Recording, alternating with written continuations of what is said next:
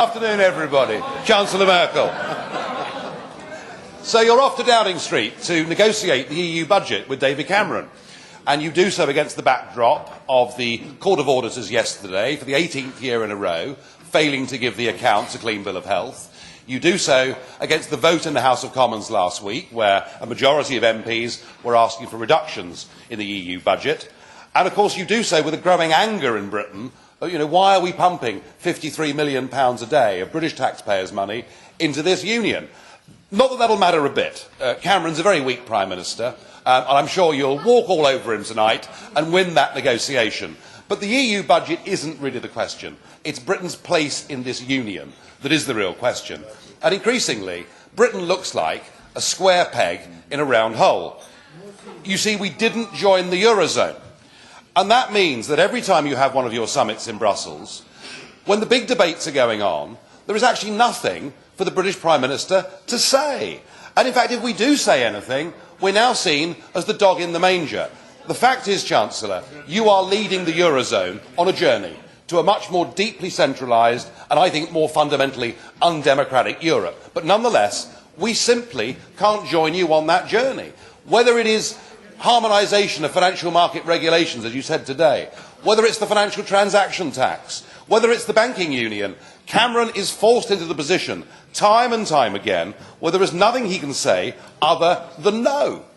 Because British public opinion, and now as the Labour Party appears to have discovered a bit of Euroscepticism, or at least a bit of opposition, he cannot join these conversations. Now I sense in Brussels, not from you, but certainly around this chamber, an increasing growing hostility to the United Kingdom's membership of this union, and indeed there are many here that blame the Anglo-Saxon markets in London and New York for the faults of the Eurozone. Wouldn't it be better, Chancellor, tonight, if you went to Downing Street and said to Mr Cameron, look, this simply doesn't work anymore. It really is time that the United Kingdom left the European Union. He hasn't got the courage to say it himself, but if you said it to him, it might have an impact.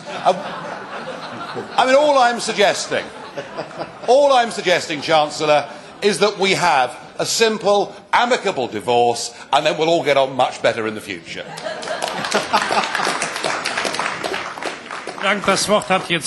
Thank you.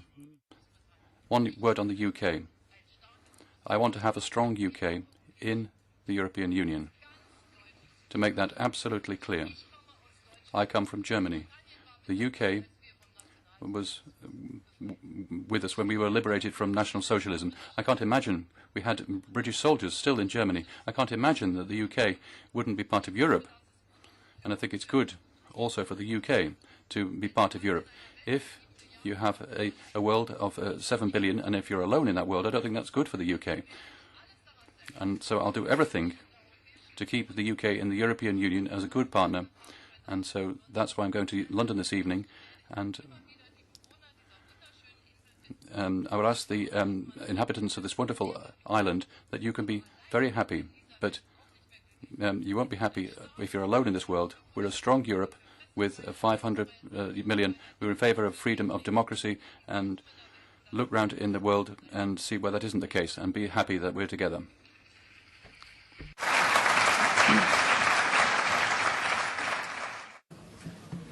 Mr. Farage. Part of the EU or not, Chancellor, it's a very different European Union, isn't it? The 17 Eurozone countries are on a journey and are moving somewhere completely different, and every single proposal that you come up with, Mr Cameron is forced to say no to.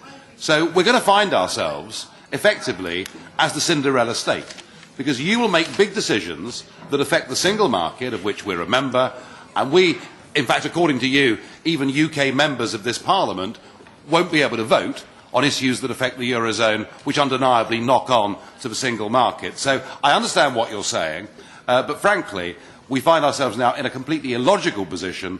I would have thought Britain has to be either wholly fully in or wholly fully out, and with a simple free trade agreement. And maybe Mr Cameron will agree with you on this, but ultimately the British populace are seeking a totally new settlement.